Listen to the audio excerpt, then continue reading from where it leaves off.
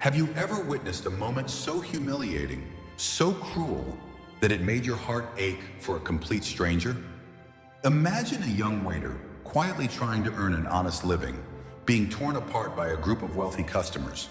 They laugh at his pain, mock his dreams, and treat him like dirt. But what if I told you in the middle of their heartless insults, the restaurant owner walks in, and what he does next leaves everyone, including the rich customers, in stunned silence? This one act of courage changes everything, and I promise, you won't believe what happens when the tables finally turn. Jake wasn't born into wealth. In fact, his childhood was marked by the harsh realities of struggle. The kind of struggle that carves lines into a person's face long before age ever has a chance to do it. His father was a factory worker, an honest man who slaved away day and night, but barely made enough to keep food on the table.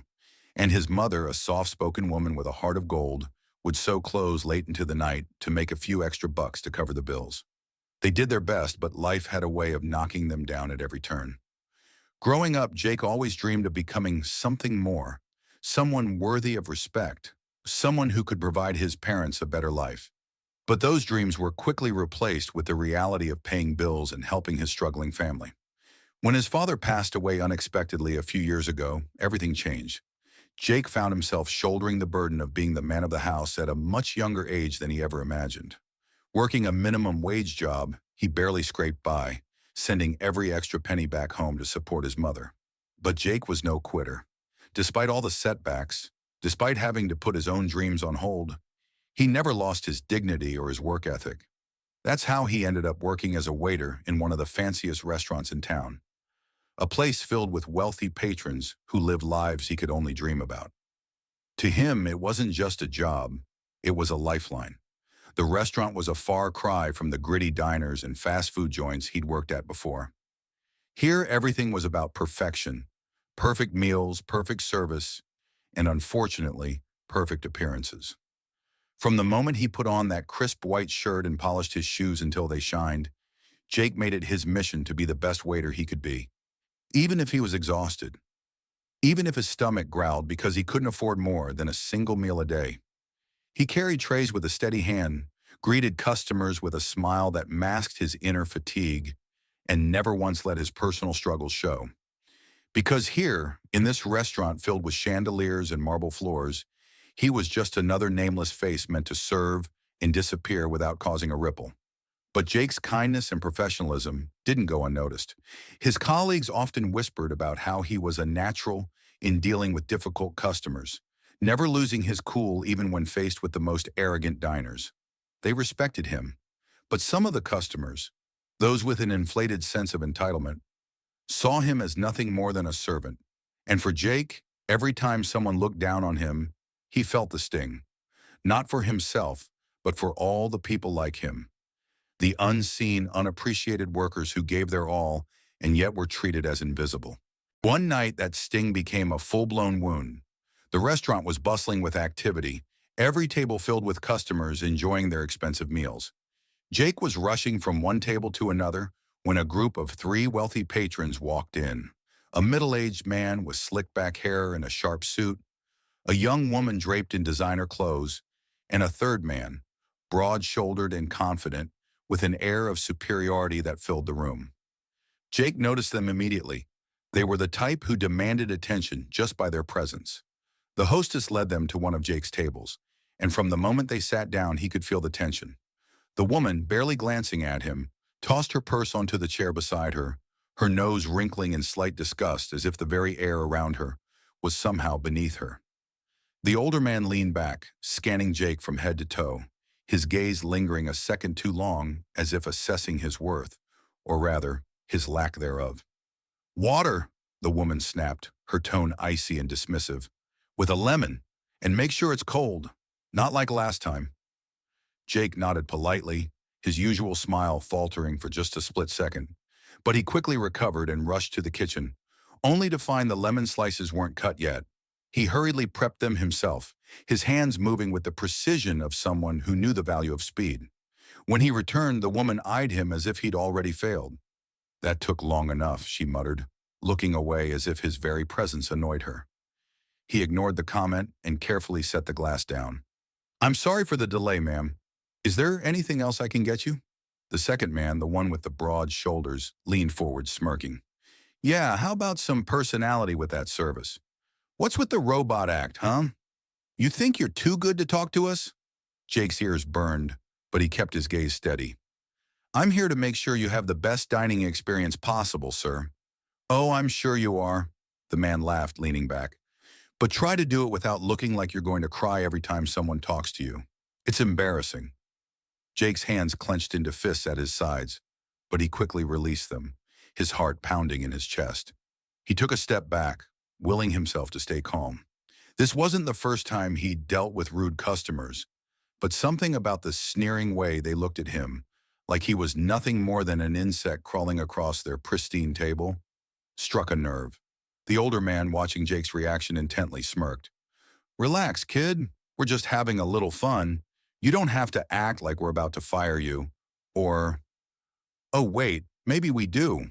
I'm sure a place like this doesn't keep losers around long, huh? The woman giggled softly, covering her mouth with a perfectly manicured hand. Can you imagine getting fired for not knowing how to serve water properly? She teased, her voice dripping with mockery. Jake's chest tightened, and for a moment he felt a rush of anger rising up. But then, like a wave crashing against the shore, he pushed it back down. He couldn't afford to lose this job, not for his sake, but for his mother's. She depended on him now, and he'd promised her that he'd make things better, that he'd prove to everyone that they were worth more than the pity people threw their way. So he took a deep breath and bowed his head slightly. I'm very sorry if I've done something to offend you, he murmured softly, his voice steady despite the emotions churning inside him. The woman rolled her eyes. Ugh, save it. Just take our order and try not to mess that up too. Jake nodded and carefully noted down each of their elaborate, demanding orders, all while keeping his expression calm and professional. But as he turned to leave, he caught the broad-shouldered man's whisper, just loud enough for him to hear. I give him a week. Bet he quits. Guys like him always do. The words were meant to sting, to undermine the tiny shred of pride Jake still held on to. But instead, they ignited something deeper, a determination that burned quietly beneath his outward calm. No matter how much they tried to break him, no matter how many cruel comments or disdainful looks they threw his way, he wouldn't give them the satisfaction of seeing him falter. Because Jake knew one thing for sure, even if the world saw him as nothing more than a waiter, he would keep his head high, for his family, for himself, and for every other person who'd been looked down on just because they were working hard to make ends meet. And as he walked away, a faint smile touched his lips. Not of joy, but of quiet, unyielding resilience. This wasn't over. Not yet. The restaurant's atmosphere buzzed with the usual evening crowd, businessmen closing deals over glasses of wine, couples savoring expensive dishes, and friends enjoying a night out. The chandeliers cast a warm glow over the marble floors, and the soft hum of polite conversation filled the air.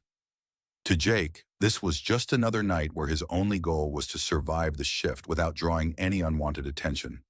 But when the front door swung open and the group of 3 wealthy patrons entered, the energy in the room shifted.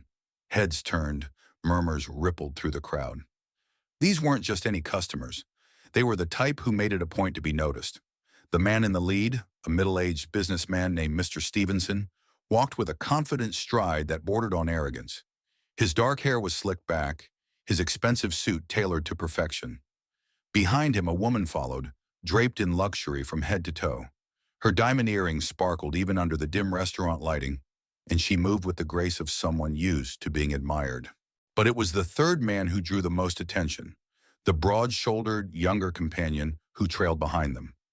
His chiseled features were set in a permanent smirk, his gaze scanning the room as if daring anyone to look away first. Every movement he made seemed to command attention, and the moment he entered, it felt as if the air itself thickened with an invisible tension. The hostess at the entrance greeted them with the brightest smile she could muster, her voice almost trembling with the effort to remain polite. Good evening, Mr. Stevenson. Your table is ready. Right this way, please. Mr. Stevenson didn't respond. He merely nodded, a gesture so slight it bordered on condescension, as if even acknowledging her greeting was beneath him. The trio followed her through the restaurant, their presence sending ripples of discomfort through the other patrons. Waiters stepped aside, eyes downcast, trying not to draw attention as the group made their way to the table in Jake's section. Jake noticed them immediately. The slight hush that fell over the room whenever Mr. Stevenson entered was something he'd grown accustomed to during his time at the restaurant. This was not their first visit. They came often, always unannounced, always unaccompanied by reservations, and always expecting the best. And every single time, they treated the staff with the same disdain, as if the people serving them were just furniture meant to enhance their dining experience. Tonight, as Jake approached the table with a polite smile, he could already sense the tension. Mr. Stevenson leaned back in his chair, one arm draped casually over the backrest, his gaze fixed on Jake with an intensity that felt almost predatory. The woman didn't even look at him. She was too busy scrolling through her phone, her perfectly manicured nails tapping rhythmically against the screen. And the third man, the broad-shouldered one, watched Jake with a twisted sort of amusement, as if he were waiting for something entertaining to happen. "Good evening, sir, madam," Jake began, his voice steady despite the unease curling in his stomach. "Welcome back. May I start you off with some drinks?" The woman waved a dismissive hand without glancing up. "Champagne, something decent. Don't bring us that cheap stuff you tried last time." Jake blinked, taken aback. Last time, he had no memory of serving her anything but the restaurant's finest. But he knew better than to argue. "Of course, ma'am. I'll bring our best." Before he could turn away, the broad-shouldered man spoke, his voice low and mocking. "You sure you can handle that, kid? Wouldn't want you to get overwhelmed by a simple drinks order." A flicker of irritation sparked in Jake's chest, but he buried it quickly. "I'll do my best, sir." "You better," the man murmured, leaning back with a smirk. "Last time we had someone like you serving us, he messed up our order 3 times. Got fired on the spot. Bet he's still flipping burgers somewhere." Jake forced a smile, his fingers tightening around his notepad. "I assure you that won't happen tonight." The man laughed softly, exchanging a glance with Mr. Stevenson, who raised an eyebrow in silent approval. "We'll see about that." Jake walked away, his heart pounding in his chest. He took a deep breath as he entered the kitchen, forcing himself to calm down. They were just customers, he reminded himself. Rude, obnoxious, and unnecessarily cruel, but customers nonetheless. And he needed this job too much to let them get under his skin. As he carefully selected a bottle of the finest champagne, he could hear the kitchen staff whispering.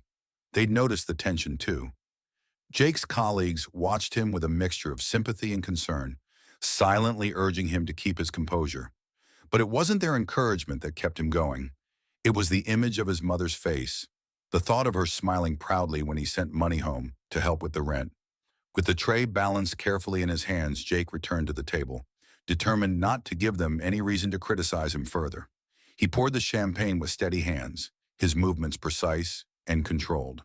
But just as he finished, the broad-shouldered man leaned forward suddenly, his elbow knocking into the tray and sending it clattering to the floor. "Oops," the man drawled, feigning innocence. "Clumsy me. Guess I've got 2 left hands tonight." Jake froze, his mind racing. Had that been an accident? The smirk on the man's face made it clear. He'd done it on purpose, hoping to provoke a reaction. The woman finally looked up from her phone, her expression bored but vaguely amused. Mr. Stevenson merely watched, his eyes sharp and calculating. "Pick it up," the man ordered, his voice dripping with mock authority, "and make sure you don't spill anything on my shoes this time." Jake's stomach twisted with humiliation, but he bent down, carefully gathering the scattered glasses and the bottle. The restaurant around them seemed to fade into the background, the noise and laughter replaced by the sound of his own ragged breathing. He felt their eyes on him, judging, mocking, waiting for him to slip up again. But he wouldn't give them that satisfaction, not tonight. "Apologies, sir," Jake murmured as he stood, holding the empty tray with both hands. "I'll bring you another bottle immediately." "Don't bother," the woman said with a dismissive wave. "We've lost our appetite for champagne. Just bring us the most expensive red wine you have, and make sure it's worth it." Jake nodded and turned on his heel, his jaw clenched so tightly it hurt. As he made his way back to the kitchen, he heard the broad-shouldered man's laughter following him, echoing like a taunt. "See? Told you he'd mess it up. They always do." The words cut deep, but Jake refused to let them show. He wouldn't break. Not for them, not for anyone. But as he entered the kitchen, he could feel the anger simmering just beneath the surface, threatening to boil over. Why did people like them think they had the right to treat others this way? What gave them the power to look down on someone just because they were on the other side of the service industry? But he pushed the questions aside, focusing instead on the task at hand. He selected the finest red wine, checked the label twice to ensure it met the woman's expectations, and carefully returned to the table. This time, the trio watched him in silence as he poured the wine, their gazes heavy with anticipation. "Careful now," Mr. Stevenson murmured, his tone deceptively gentle. "One wrong move and, well, you know how this goes." Jake's hands were steady, but his heart hammered against his ribs. He filled each glass without spilling a drop, then stepped back, waiting for their reaction. The woman took a sip, her expression unreadable. For a moment, the silence stretched on, each second feeling like a lifetime. Finally, she set the glass down and gave a small nod. "Acceptable." Jake released a breath he hadn't realized he was holding. But before he could even savor the small victory, the broad-shouldered man leaned forward again, his eyes glinting with malicious glee. "Acceptable? That's all?" he sneered. "I thought you'd have higher standards. Maybe we should get someone else, someone more competent, to serve us." Jake felt the blood drain from his face. Someone more competent? Was this it? Was this the moment they'd demand to speak to the manager, complain about his service, and get him fired? But before he could respond, a voice rang out from behind him, calm but commanding, a voice that silenced the entire restaurant. "I think the service here has been more than competent." Jake turned, his breath catching in his throat. It was Mr. Roberts, the restaurant owner himself. The restaurant fell into an eerie silence as Mr. Roberts' voice echoed through the room. Jake's heart skipped a beat, his gaze snapping to the man standing just a few feet away. The owner of the restaurant, a tall figure with a calm but commanding presence, looked every bit as refined and sophisticated as the patrons he served. But it was his eyes, sharp, assessing, and unwavering, that made the rich customers pause. "Mr. Roberts," Mr. Stevenson exclaimed, a hint of surprise slipping into his usually controlled demeanor. He shifted in his seat, the smirk fading from his face. "We didn't expect to see you tonight." Mr. Roberts offered a thin smile, but it didn't reach his eyes. "I like to visit unannounced sometimes," he said smoothly, his gaze lingering on Jake before returning to the trio at the table. "To see how things are running, and it seems to observe how my staff is being treated."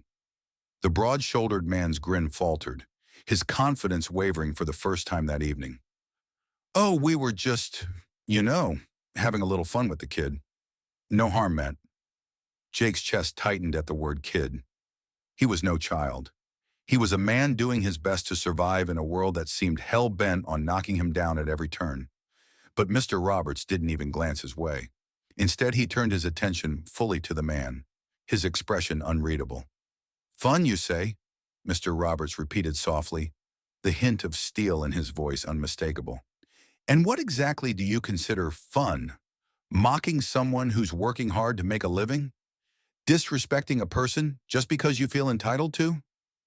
The woman shifted uncomfortably, glancing at Mr. Stevenson for support, but the older man remained silent, his gaze locked on Mr. Roberts with a calculating intensity. Finally, he leaned forward, his fingers drumming lightly on the table. "We're paying customers, Mr. Roberts," he said quietly, his tone calm but laced with warning. "And I believe that entitles us to a certain level of accommodation. We expect the best, and when we don't get it, we have the right to express our displeasure." Mr. Roberts' smile vanished.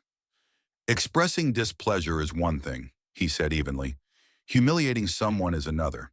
And that," he added, his gaze sweeping over the trio with cold precision, "is not something I tolerate in my establishment." The tension around the table crackled like a live wire, the air thick with unspoken challenges. Jake stood frozen, his pulse racing as he watched the interaction unfold. He knew he should step back, fade into the background like he always did.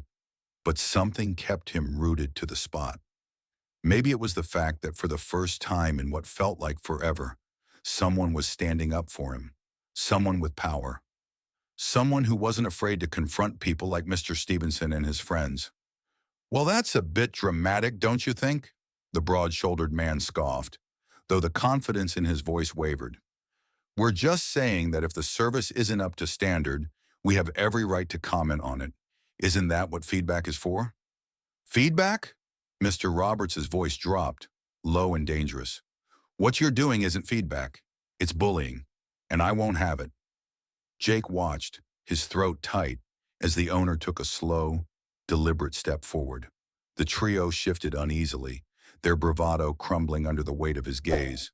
For a moment, Jake felt a spark of something he hadn't felt in a long time. Hope. Maybe, just maybe, justice wasn't as rare as he'd thought. Jake, Mr. Roberts said suddenly, his voice breaking through the silence. Jake blinked, startled.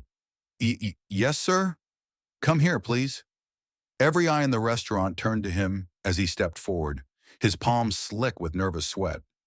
He stood beside the table, his heart pounding in his ears, as Mr. Roberts looked at him with a gentleness that was completely at odds with the cold fury he'd directed at the customers. You've been with us for what? 2 years now? Mr. Roberts asked softly. Jake swallowed, nodding. Yes, sir. And in that time, have you ever received a complaint? A legitimate complaint about your service?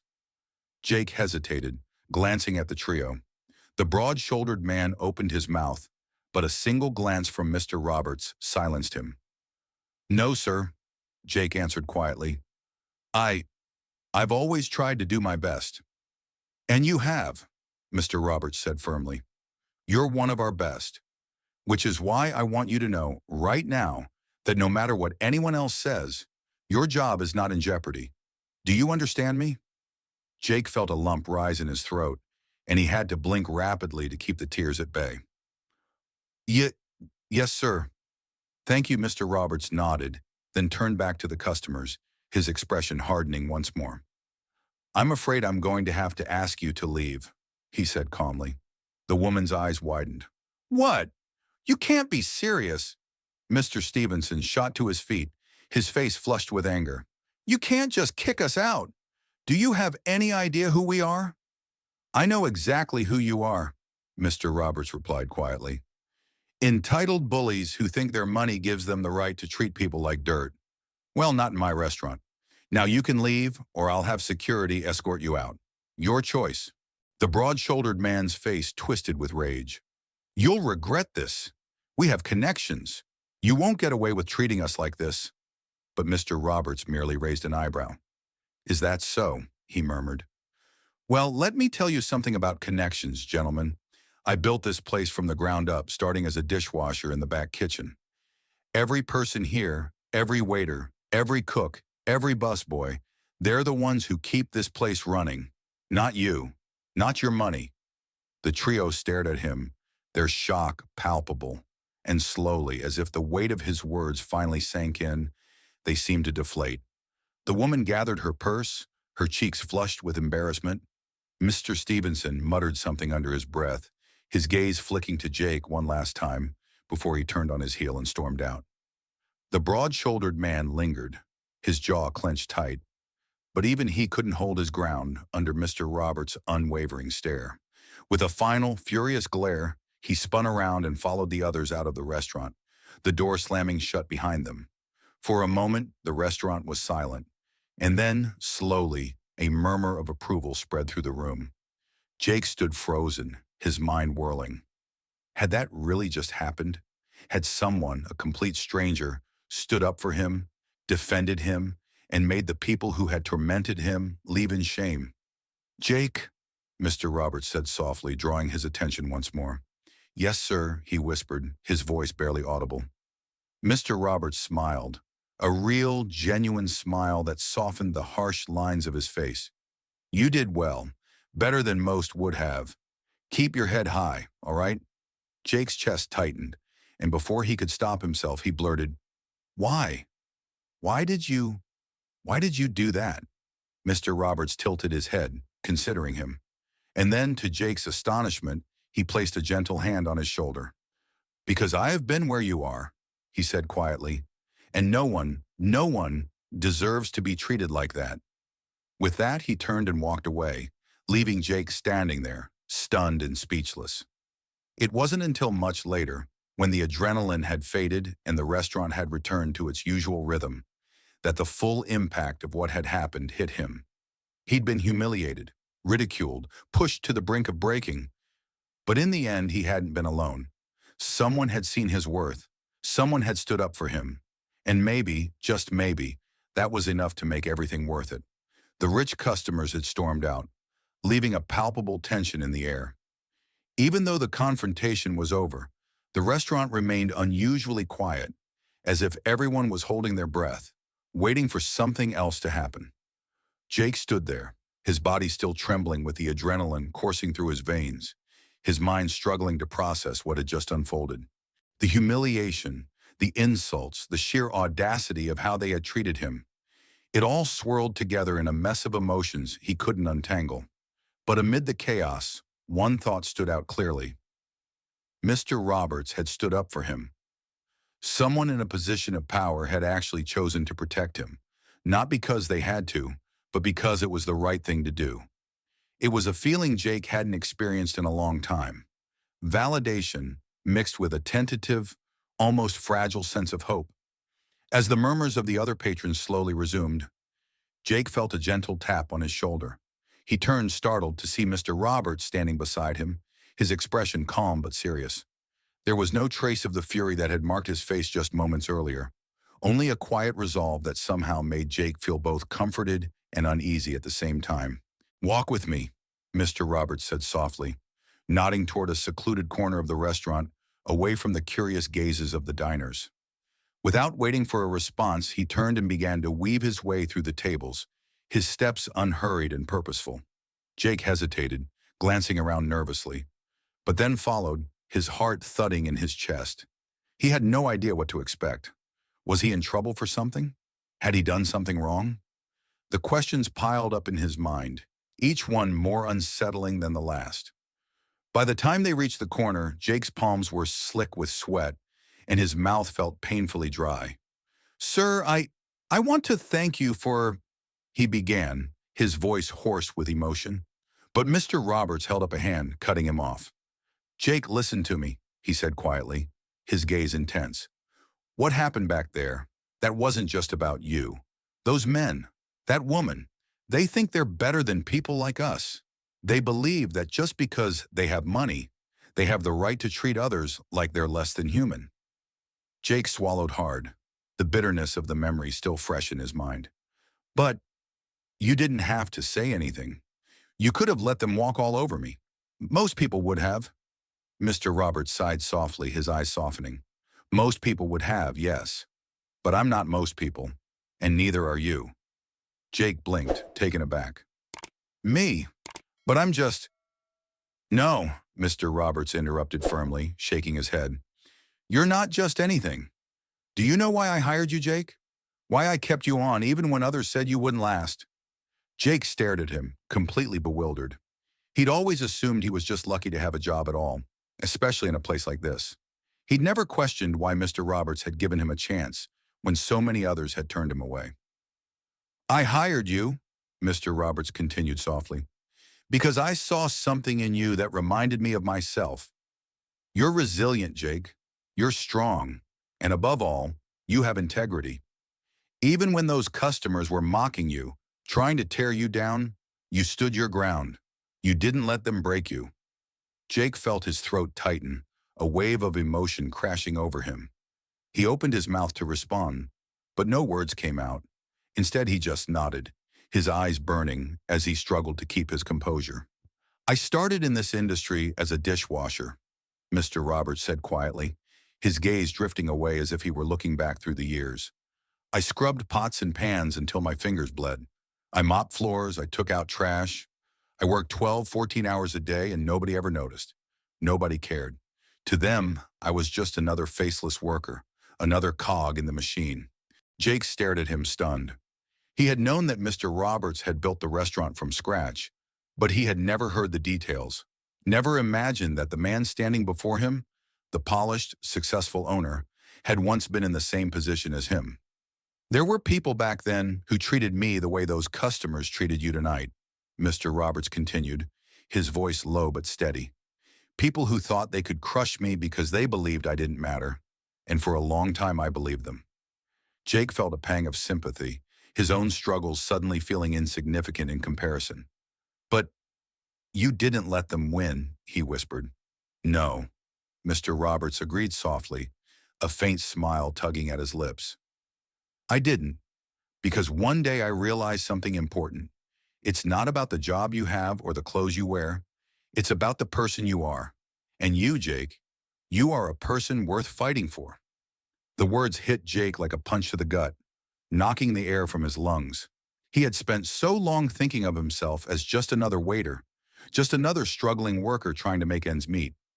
But to hear someone like Mr. Roberts say that he was worth something, worth more than the sum of his hardships, was almost too much to bear. I don't know what to say, Jake stammered, his voice trembling. You don't have to say anything, Mr. Roberts replied gently. But I want you to remember this. No matter what happens, no matter how many people try to tear you down, you have value, you have worth, and you deserve to be treated with respect. Jake swallowed hard, his emotions swirling in a chaotic storm.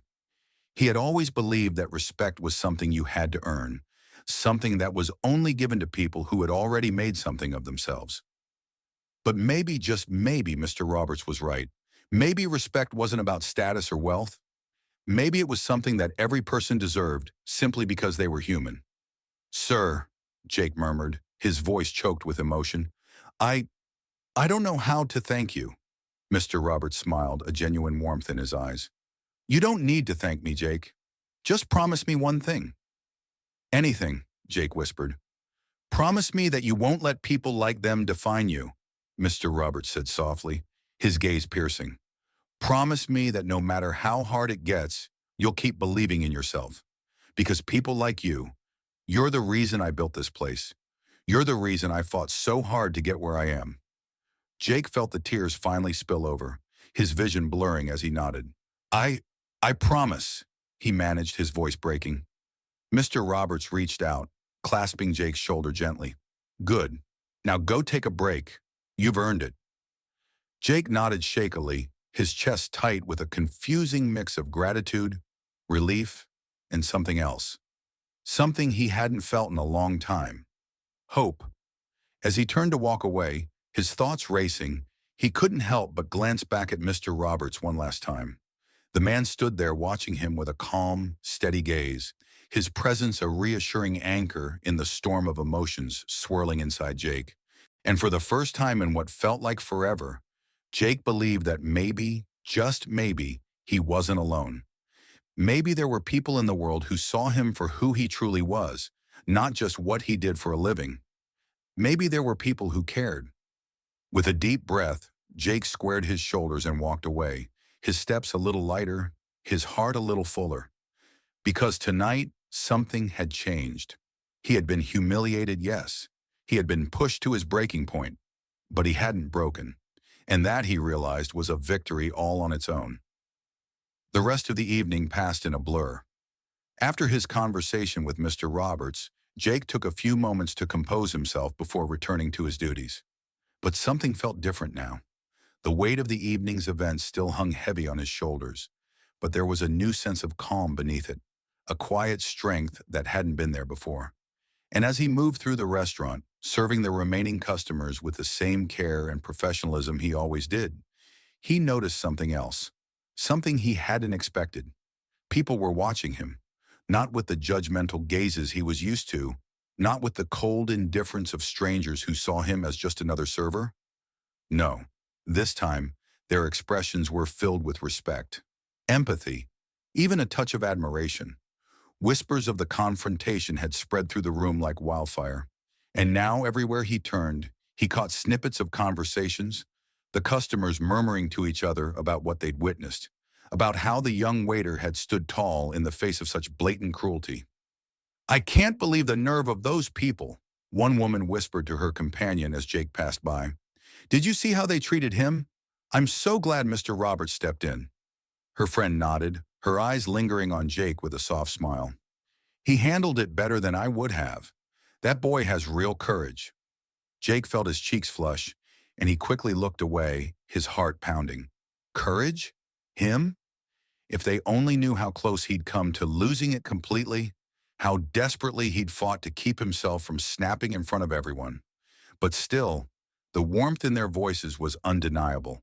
And as he moved from table to table, something incredible began to happen. The tips. It started with a middle-aged couple at a corner table. As Jake handed them their check, the man reached out, clasping his hand firmly. "You did a fine job tonight, son," he said quietly, his gaze sincere. "Keep your head up." When Jake opened the check holder, his breath caught in his throat. $50. The man had left him a $50 tip on a modest bill, more than he'd ever received in a single night. He glanced up, stunned, but the couple was already leaving, the woman giving him a gentle nod as they disappeared through the door. And then, table after table, it continued. A group of friends left a crisp $100 bill with a simple note scribbled on a napkin. "You're stronger than you think." An elderly woman pressed a 50 into his hand, her eyes warm with sympathy. "For your mother," she whispered softly before shuffling out. By the end of his shift, Jake's pockets were filled with more money than he usually made in a week. But it wasn't just about the money. It was the kindness, the solidarity, the way these strangers, people he'd never spoken to before, were reaching out to show him that they had seen him, really seen him, that he wasn't just a faceless waiter in a crowded restaurant, that he mattered. As the last customers trickled out and the restaurant began to wind down, Jake stood by the bar, staring at the small fortune in his hands, his emotions a confusing swirl of gratitude, disbelief, and something else he couldn't quite name. He had expected to end the night feeling broken, defeated, but instead he felt lighter, as if all the hurt and humiliation he'd endured had been replaced with something far stronger, something unbreakable. "Looks like you made out pretty well," a familiar voice said behind him. Jake turned, blinking in surprise as Mr. Roberts approached, his gaze warm and approving. "Sir, he began, but Mr. Roberts shook his head. "No need for formalities, Jake," he said gently. "You've more than earned the right to speak your mind." Jake hesitated, then nodded slowly. I I don't know what to say. I never expected—" He trailed off, his throat tight as he struggled to find the right words. "You never expected people to care," Mr. Roberts finished softly, his gaze understanding. "I know. It's hard to see the good in the world when you've been beaten down so many times. But sometimes, Jake, it just takes one moment, one act of courage to remind people of what really matters." Jake swallowed hard, his chest aching with the force of his emotions. "But I didn't do anything special," he whispered. I just did my job." Mr. Roberts smiled faintly. "And you did it with dignity, with strength. That's more than most can say." For a long moment, they stood there in silence, the restaurant empty around them. Finally, Mr. Roberts cleared his throat, his expression growing serious. "There's something I want to talk to you about, Jake. Something I've been considering for a while now." Jake's heart skipped a beat. "What is it?" "I want to offer you a promotion," Mr. Roberts said quietly. "A managerial position. You've proven time and again that you're capable, reliable, and, most importantly, you care about the people around you. That's the kind of leadership we need here." Jake's mouth fell open. A manager? Me?" Mr. Roberts chuckled softly. "Yes, you. I know it's a big step, and I understand if you need time to think it over. But I believe in you, Jake. I always have." Jake stared at him, completely stunned. A manager? Him? He'd never even dared to dream that high. But as he looked into Mr. Roberts' eyes filled with quiet conviction, something shifted inside him. Maybe he could do it. Maybe after everything he'd been through, he was finally ready to take that next step, to prove, to himself and to everyone else, that he was more than just a waiter struggling to get by. I I don't know what to say, he whispered, his voice trembling. I'm not sure I'm... You are, Mr. Roberts interrupted gently. Believe me, Jake, you are. For a moment, Jake just stood there, his mind racing. And then slowly, he nodded, a small, tentative smile spreading across his face. I'll do it, he said softly, his voice growing steadier with each word. I'll take the job. Mr. Roberts' smile widened, his eyes crinkling at the corners. I knew you would, he murmured, and I promise, Jake, you won't regret it.